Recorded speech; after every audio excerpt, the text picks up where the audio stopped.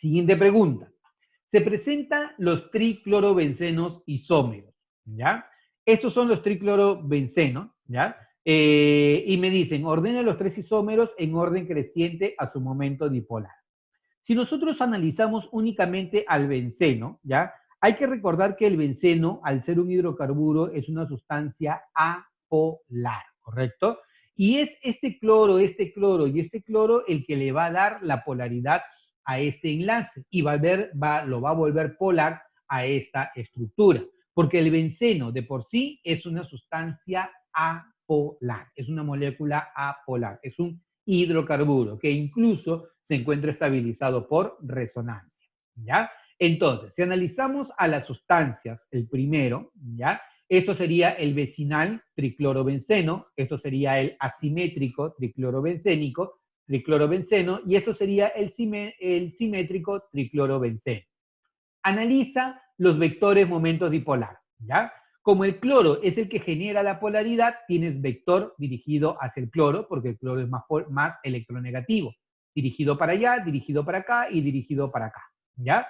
Los tres tienen el mismo módulo, tienen el mismo valor del vector momento dipolar, ¿ya? Pero recuerda que aquí el ángulo es de 120 grados, por lo tanto, si esto es mu y esto es mu, la resultante de estos dos también es mu, dirigida hacia arriba, y con este vector te va a dar un solo vector resultante, que es 2 mu, dirigido hacia arriba.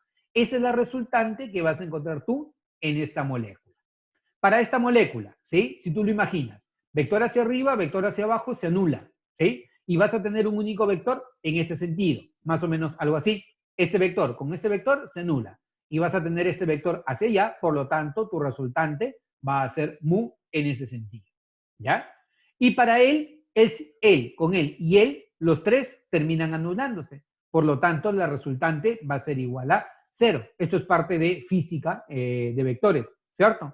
Entonces, si yo quiero esto expresarlo de acuerdo a su polaridad, orden creciente de polaridad, o sea, de menor a mayor, ¿ya? ¿Cómo sería? El menor sería 3, luego sería 2 y luego sería 1. Alternativa, entonces, la letra E, ¿ya? Bueno, nos va a ganar el tiempo, chicos, en la siguiente sesión que empieza a las 3:50, perdón, a las 4:50, vamos a continuar viendo otros ejercicios adicionales. Pero en el poco tiempo que nos queda, ¿tienen alguna pregunta, alguna consulta, algún comentario?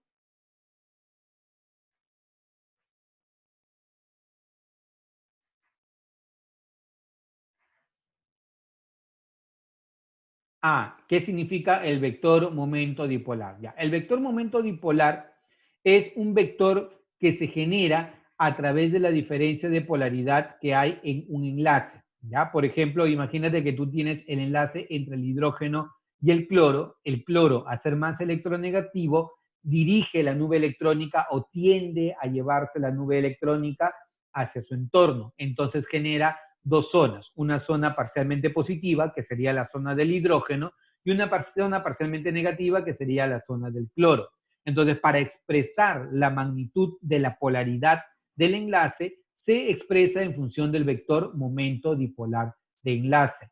Entonces, esto de acá debe considerar, además de la magnitud del vector, para conocer si una molécula es polar o no polar, cuál es la geometría de la molécula. Por eso uno de los puntos muy importantes en enlace químico es que ustedes no solamente manejen este concepto, sino también manejen la geometría molecular.